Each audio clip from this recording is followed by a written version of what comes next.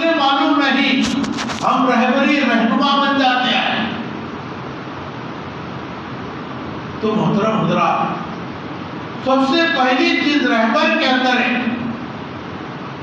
شریعت کا علم کا ہونا اور اس کا پابند ہونا ضروری ہے۔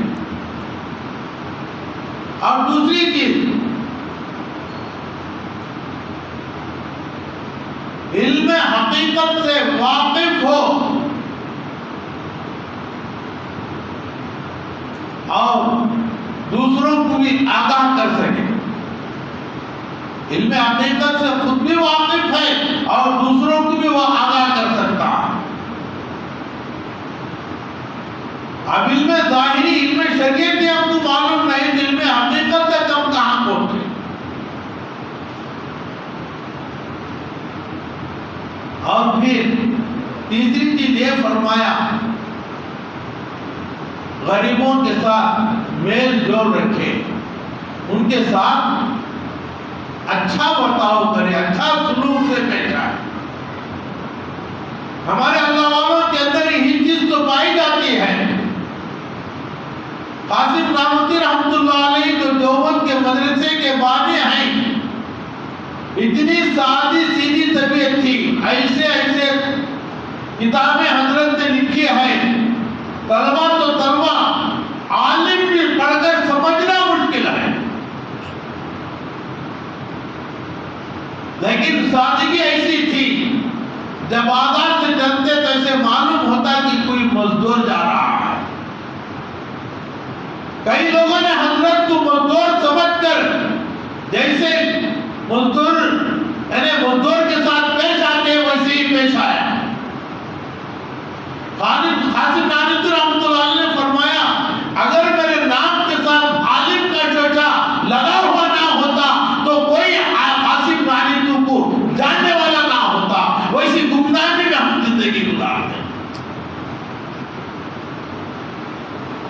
قاسم نام کا کوئی آدمی تھا یا نہیں یہ بھی لوگوں کو پتا نہ ہوتا۔ تو محترم حضرات، یہ سادگی رہبر کے اندر، رہنما کے اندر ہونا ضروری ہے۔ اور تیسری چیز، جو لوگ اس کے پاس آئے ان کی وہ مہمان نوازی کرے۔ جو بھی لوگ اس کی ملاقات کے لیے آ رہے ہیں یا اس کی کچھ فائد حاصل کرنے کے لیے آ رہے ہیں تو ان کے ساتھ ان کی مہمان نوازی کریں۔ یہ ہمارے بزرگوں کا یہ خاص وصف رہا ہے، جو بھی اللہ والوں کی خدمت میں گیا ہے اللہ والے اس کی بہتر سے بہتر طریقے سے مہمان نوازی فرماتے رہے۔ اور آدمی بڑے صبر اور تحمل کے ساتھ ان سے پیش آئے۔ عبد القادر جیلانی رحمۃ اللہ علیہ کا بیان ہونے والا تھا، ایک آدمی ایک مالک کا غلام تھا، اس نے اپنے آقا سے کہا آج مجھے بیان سننے کے لیے جانا ہے، تو اپنا کام جو کرنا تھا وہ جلد سے جلد کرنے لگا، تیزی کے ساتھ کرنے لگا کہ میں وقت پر پہنچ جاؤں۔ اب کام ختم ہونے کے بعد وہ دوڑتا ہوا ایک میدان میں آیا، پوچھا یہاں پر عبد القادر جیلانی رحمۃ اللہ علیہ کا بیان ہونے والا تھا، کیا وہ ہو گیا؟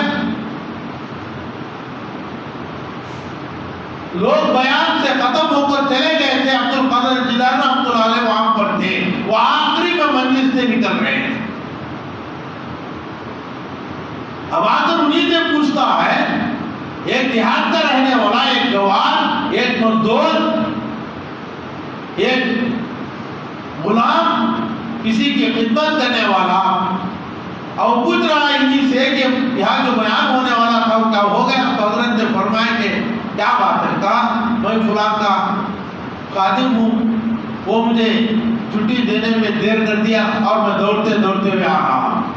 حضرت نے اسی میدان میں بٹھا کر اس کے سامنے ہزاروں لوگوں لوگوں کے سامنے جو بیان حضرت نے 2-3 گھنٹے کیے تھے اسی ایک آدمی کے سامنے آپ نے بیان کرنا ہے۔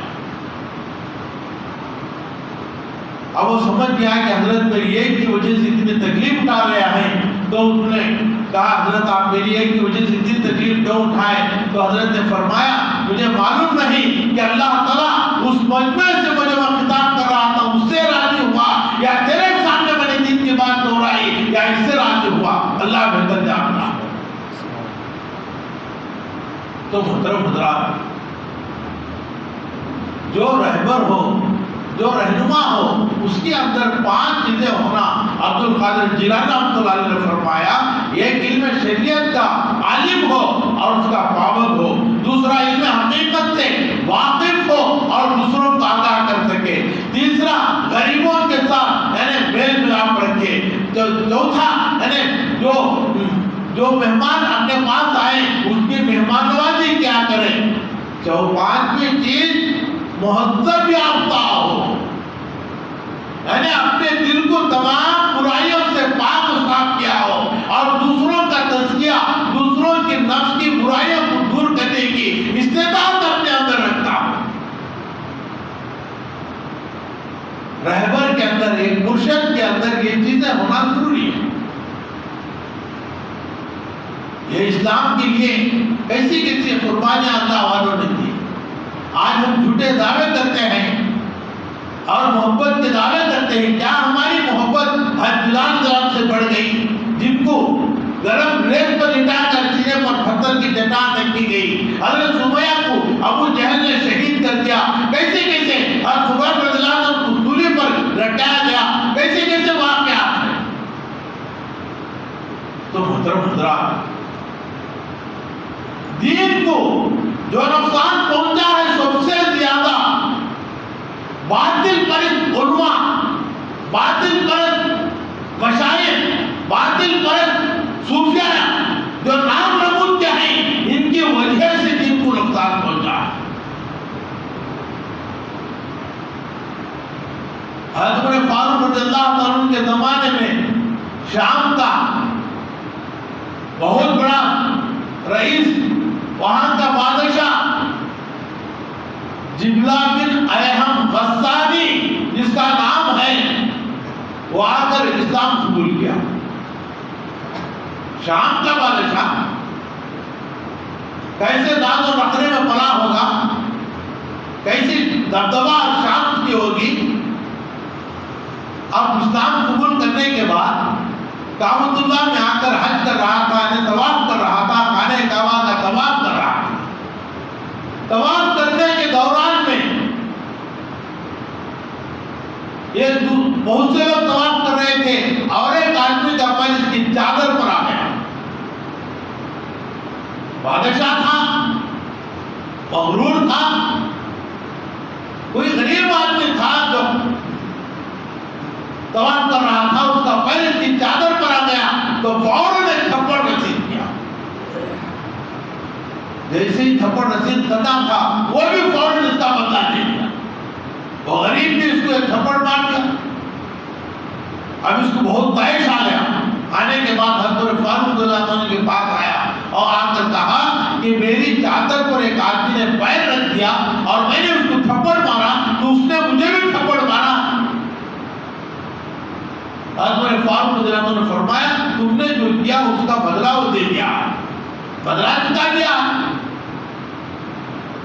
اب وہ کہنے لگا ہمارے ہاں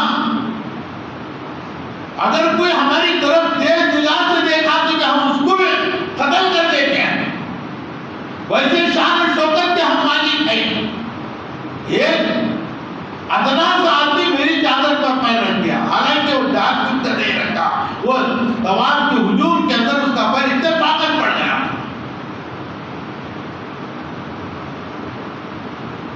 حضرت فاروق نے فرمایا دور جہالت میں وہی تھا، لیکن اسلام نے پست اور ذلیل کو برابر کر دیا ہے۔ دور جہالت میں تو وہی تھا، لیکن اسلام نے پست اور ذلیل کو برابر کر دیا ہے، امیر اور غریب کو برابر کر دیا ہے۔ کہنے کے بعد اس نے کہا جو اسلام کے اندر ایک رذیل آدمی کو ہمارے برابر قرار دیتا ہو ایسے اسلام کو میں پسند نہیں کرتا، یہ کہہ کر وہ مرتد ہو گیا، یعنی اسلام سے پھر گیا۔ اور اس کے بعد چھپ کر وہ شام کو چلا گیا۔ جانے کے بعد اسے بعد میں احساس ہوا کہ میں نے غلطی کی ہے، میں نے بہت بڑی غلطی کی ہے، اب کیا کیا جائے؟ اس کے اندر بےقراری تھی کہ میں نے بہت بڑی غلطی کیا ہے، اسلام سے میں مرتد ہو کر میں نے بہت بڑی غلطی کیا ہے۔ عمر فاروق نے جو کیا، انہوں نے جو کیا بالکل صحیح کیا تھا، لیکن میں گھمنڈ میں آ کر جو میں نے فیصلہ کیا ہے بہت برا فیصلہ ہے۔ اب وہاں کا بادشاہ ہے، رعایا اس کی ہے، سب اس کی ہے، تو یہ صحابی اس دنیا کو وہ چلا گیا۔ ایک صحابی وہاں پر ان کا جانے کا اتفاق ہوا، اب وہ مل کر اپنی رودان سنایا، ایسا ہوا، اب میں پھر دوبارہ اسلام میں آنا چاہتا ہوں، لیکن میرے لیے میں بادشاہ ہوں، رعایا میرے ساتھ ہے، میں ایسے چلے جاؤں تو بار بار کا آنا جانا یہ لوگ میری بے عزتی سمجھیں گے، اس کے لیے مجھے ایک ہیلا چاہیے۔ وہ ہیلا یہ ہے، حضرت عمر فاروق رضی اللہ عنہ اپنی بیٹی سے میرے نکاح کر دے تو میں اسلام کے اندر آ جاؤں۔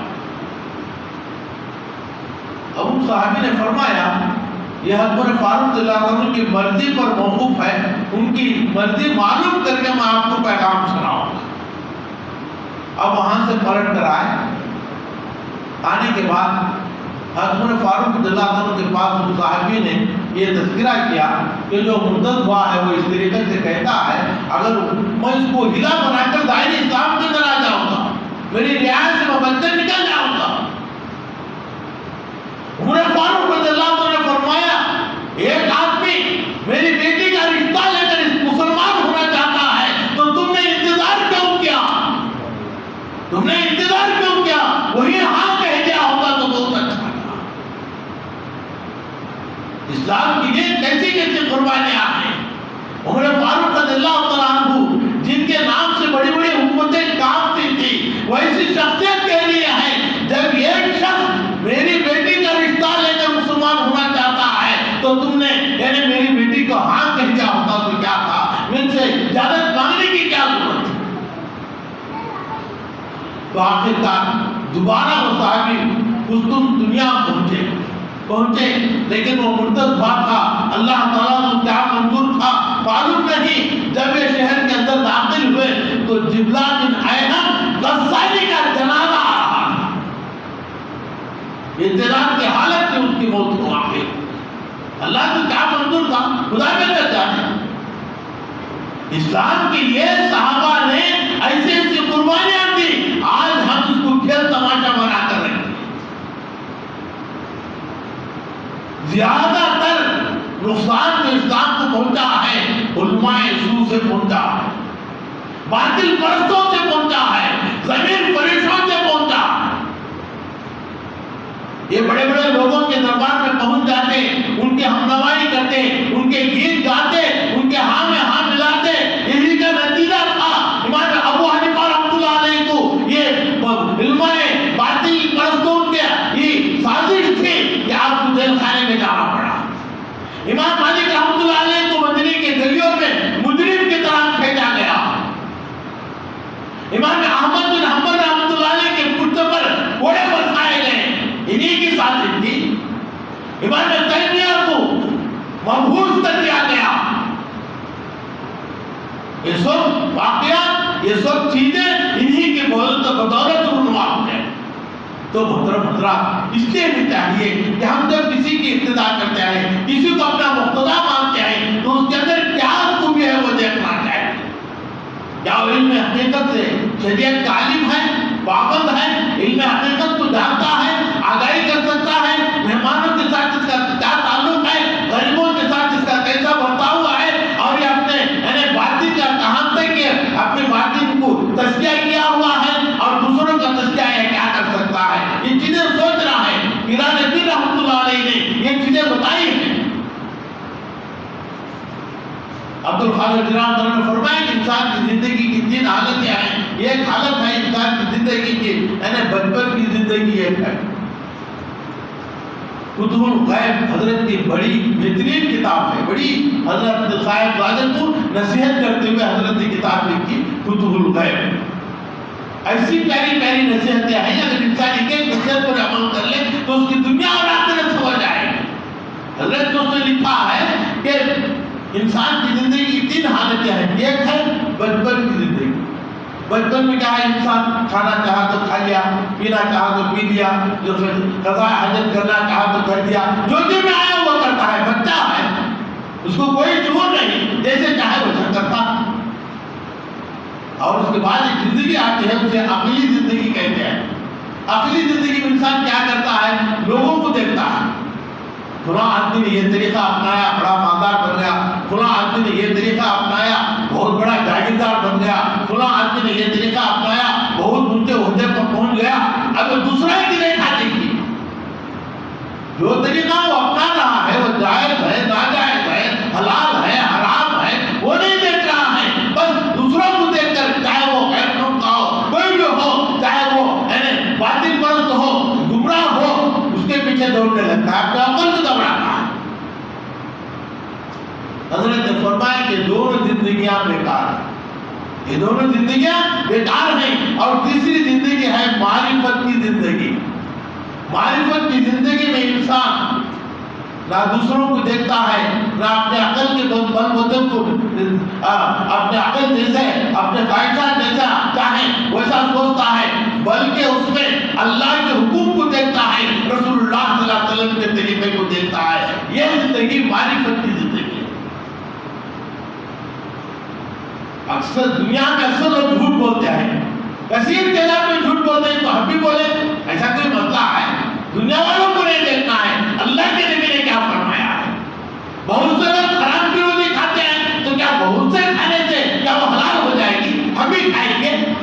نہیں، اللہ کا حکم دیکھنا ہے، رسول اللہ صلی اللہ علیہ وسلم کا طریقہ دیکھنا ہے۔ جو بھی کام ہمارا ہے، جو بھی ہمارا کام، چاہے دنیا کا کام ہو، چاہے دین کا کام ہو، چاہے گھریلو زندگی ہو، چاہے انفرادی زندگی ہو، چاہے اجتماعی زندگی ہو، ہر زندگی کے اندر، ہر پہلو کے اندر ہمارے آقا محمد رسول اللہ صلی اللہ علیہ وسلم کا نمونہ ہمارے پاس موجود ہے۔ اس موجود کے نمونے کو سامنے رکھ کر ہم آگے بڑھنا ہے۔ ان زمین فرشوں کے پیچھے نہیں چلنا ہے۔ انہوں نے بہت کچھ دھکا اسلام کو بھی پہنچایا، مسلمانوں کو بھی پہنچایا، اور اللہ والوں کو بھی پہنچایا۔ اکبر بادشاہ کو گمراہ کرنے والے یہی لوگ تو تھے۔ وہ گمراہ کیسے ہوا؟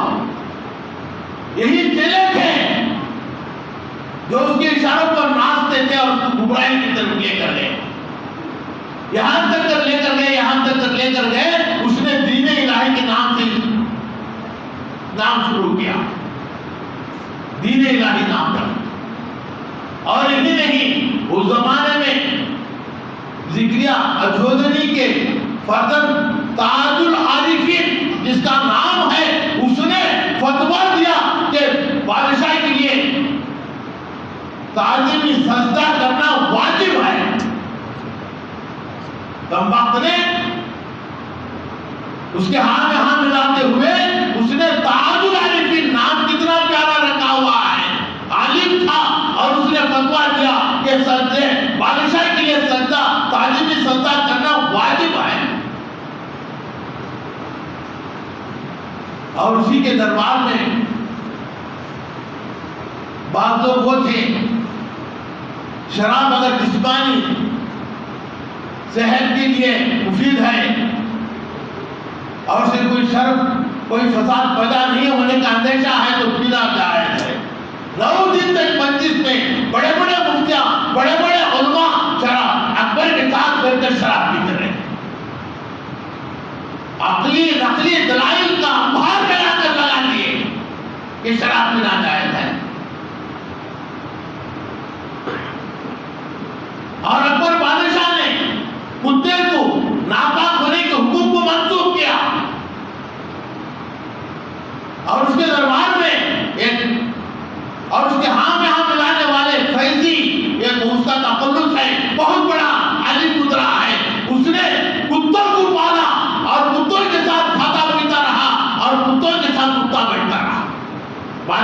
کچھ کرنے کے لیے. تو محترم اس لیے ہمیں چاہیے کہ ہم دین کے کام کے اندر، یہ بہت بڑی چیز ہے، اور یہ اللہ نے جس کو دین کی سمجھ عطا فرمانا یہ بہت بڑی دولت ہے. آج گمراہ کرنے والے کیسے کیسے آئے، وہ یہ چاہتے ہیں کہ ان کی شان ہو، ان کی عظمت ہو، دین کا نہیں سوچتے، آخرت کا نہیں سوچتے. اللہ والوں کے اندر کیسی سادگی تھی. قاسم نانوتوی رحمۃ اللہ علیہ نے فرمایا اگر مجھے عالم کا شوشہ میرے نام کے ساتھ لگا ہوا نہ ہوتا تو میں ایسے گمنام زندگی گزارتا. کوئی مجھے نہ پہچانتا ہے کہ کوئی قاسم نام کا ایک آدمی بھی تھا یا نہیں. حضرت بازار سے چلتے تو لوگ مزدور سمجھ کر آپ کے ساتھ مزدور کے ساتھ پیش آنا معاملہ کرتے. حضرت صبر کے ساتھ اس کے ساتھ کام آتے.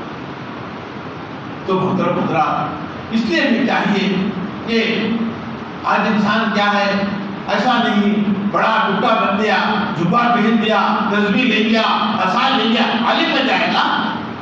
علم الگ چیز ہے، علم بہت بڑی دولت ہے. وہ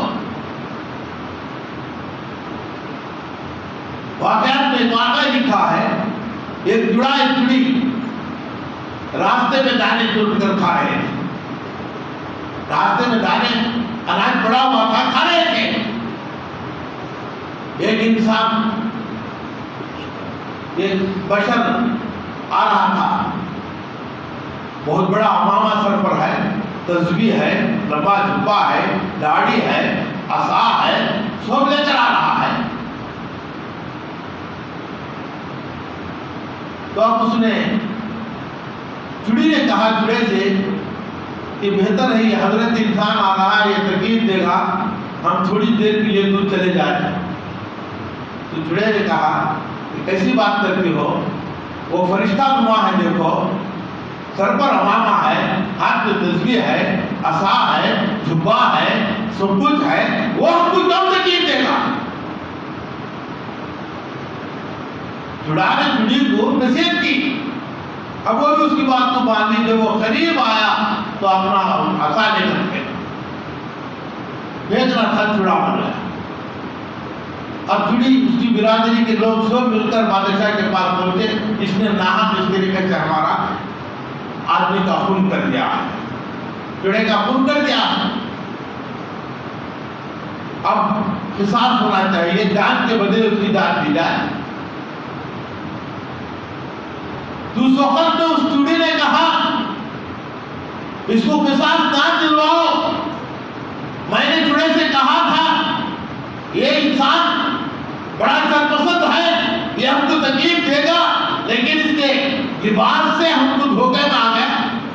وہ نے کہا کہ اس کے سر کے اوپر عمامہ ہے، اس کے ہاتھ میں تسبیح ہے، عصا ہے، جبہ ہے، یہ ہم کو کہاں تکلیف دے گا، اس کی وجہ سے دھوکے میں آ گئے.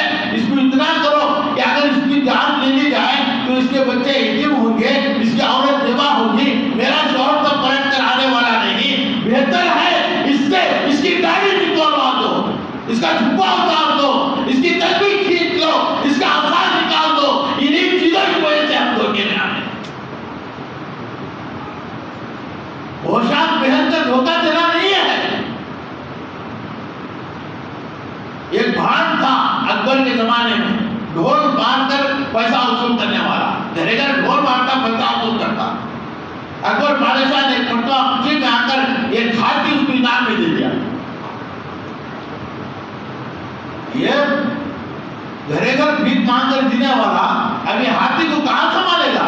یہ سوچا کہ میرا پورا گھر کا گھر بار دو چار دن میں کہا کر یہ ختم کر دے گا، میں کیا کروں.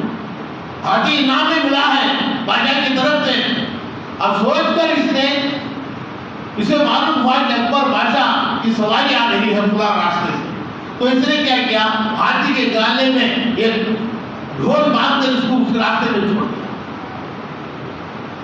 اب یہ جاتے جاتے اکبر بادشاہ کے سامنے پہنچا تو اکبر بادشاہ نے پوچھا کہ یہ ہاتھی تو ہمارا سرکار، ہمارا دربار کا ہاتھی ہے، یہ ایسے کیسے گھوم رہا ہے، اس کو تو انعام میں دیا گیا تھا، اب اس کو بھاڑ کو بلا کر لاؤ. وہ آیا، کیا تم چاہے، یہ انعام کو اس طریقے سے کیا ہے. وہ کہنے لگا کہ میں غریب آدمی ہوں، اس ہاتھی کو میں کہاں سے پال سکتا ہوں، میں نے اس کے گلے میں ڈھول باندھ کر چھوڑ دیا. ماں تھا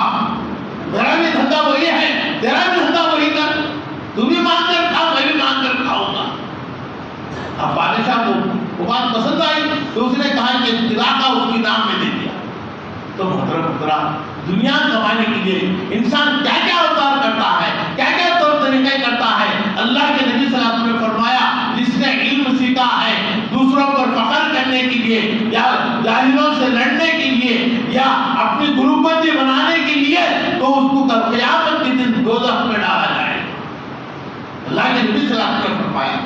تو محترم اس لیے چاہیے کہ جو ہمارا رہبر ہے اس کو ہمیں سوچنا ہے اس کے اندر حقیقت کیا ہے، اس کے اندر کہاں تک کہ دن کا مقامت ہے، یہ سب چیزیں ہمیں دیکھنا ہے۔ ایسا نہیں کہ ہم ہر کسی کے پیچھے دوڑتے ہوئے چلے جائیں، ایسی بات نہیں ہے۔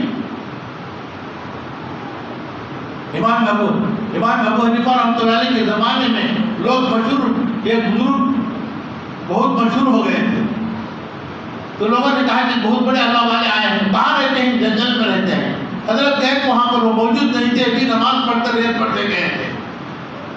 تو اب حضرت نے دیکھا جب وہ سجدہ کیا ہے تو اس کے نشانات پڑے ہوئے تھے، ریت کے اوپر نشانات پڑے ہوئے تھے۔ اب امام ابو حنیفہ نے دیکھا اور دیکھ کر کہا کہ یہ تو شیخ نہیں، یہ تو دجال ہے۔